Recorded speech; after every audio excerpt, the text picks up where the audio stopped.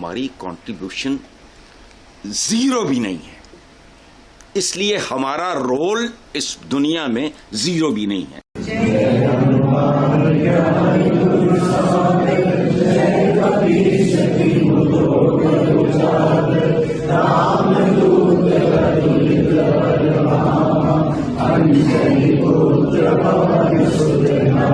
कि भाई मुसलमानों को ना सनातनियों से कुछ सीखना चाहिए, शऊर और तरीका सीखना चाहिए।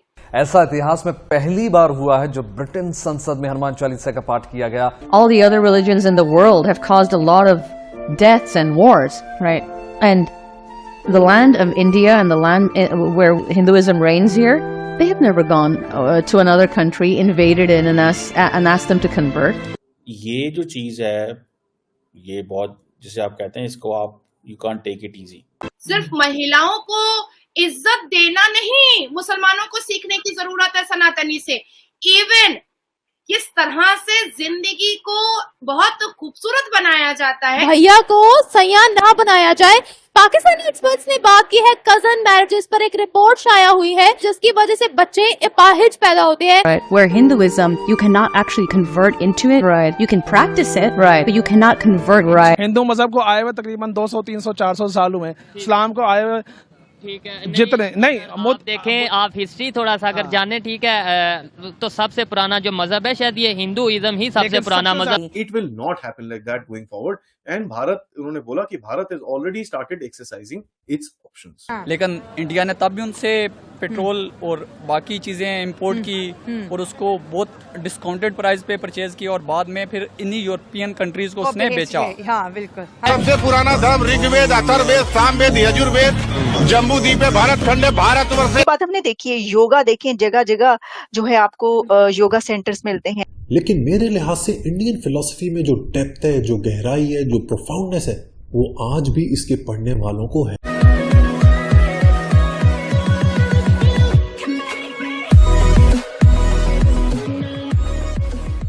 नमस्कार दोस्तों, अब यहाँ पर बात हो रही है हनुमान चालीसा की। अब देखिए, कोई भी कंट्री हो, हालांकि यहाँ तो बात हो रही है ब्रिटिश की, लेकिन मैं यहाँ पर कहूँगा कि दुनिया में कोई भी कंट्री हो, चाहे यूएस हो, यूके हो, ऑस्ट्रेलिया हो, न्यूजीलैंड हो, वहाँ पर आप इंडियंस को इग्नोर नहीं कर सकते। हालांकि इंडियंस उस हिसाब से नहीं है, जैसे पाकिस्तानी जाते हैं तो वहाँ जाकर वो डिमांड करना शुरू कर देते हैं कि भाई देखिए, हमें हमारे एक मस्जिद चाहिए, और मस्जिद मिलने के बाद बहुत ही जोर जोर से चिल्लाएंगे।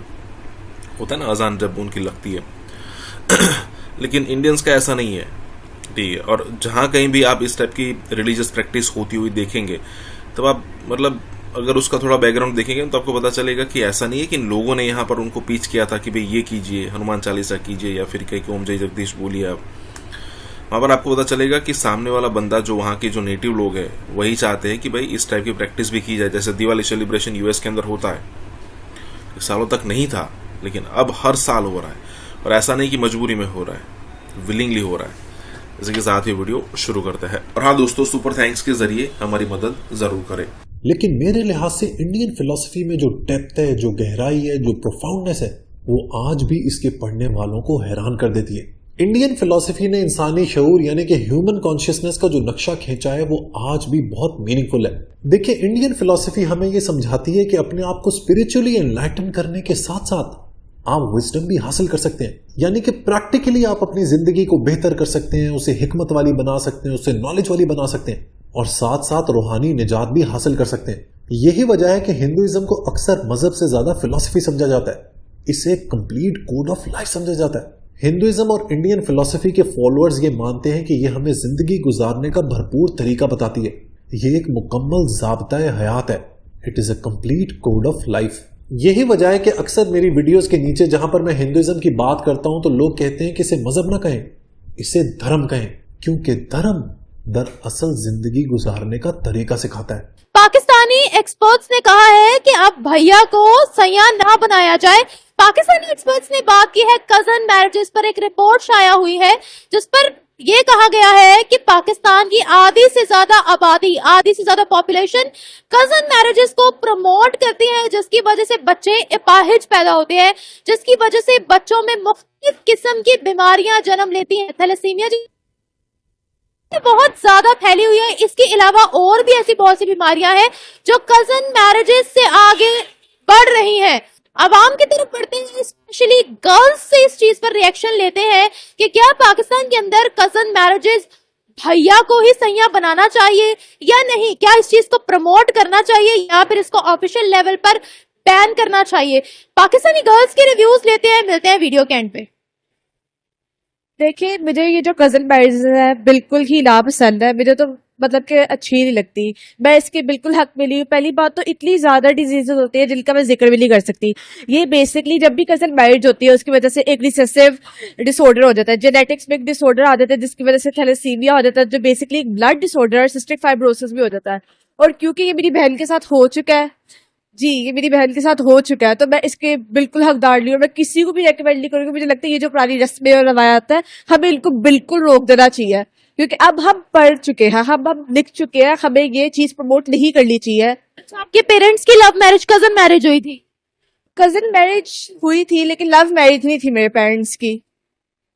अच्छा, मुझे ये बताया कि पाकिस्तान के अंदर ये बड़ा ट्रेंड है जिसको बचपन से आप भाई भाई भाई भाई कहते हो, उसको बाद में अपना सैया बनाना पड़ता है, ऐसा क्यों है? और आपको पता है ज्यादा फैमिलीज भी इस चीज को ही प्रमोट करती हैं कि आपकी फैमिली के अंदर ही शादी हो। मुझे लगता है वो ये चीज इसलिए ज्यादा प्रमोट करते हैं, पहले तो उनको ये लगता है कि अगर रिश्तेदारों में शादी हो तो लड़की का नाम रहता है, उसकी इज्जत रहती है कि किसी और को आप अपनी लड़की के साथ भरोसे में नहीं दे सकते कि वो किस तरह उसको ट्रीट करे। लेकिन फिर भी फैमिली के अंदर अगर कुछ रहेगा तो आप उसको किसी न किसी तरीके से उसका हालिया नतीजा निकल ही आता है।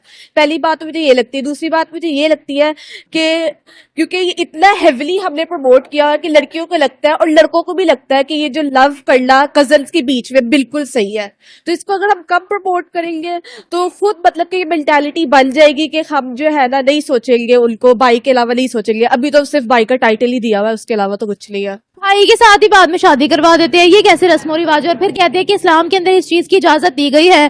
भाई ये मतलब कैसे अपनी बातों को जस्टिफाई करते हैं? और साइंस को तो बिल्कुल भी नहीं मानते।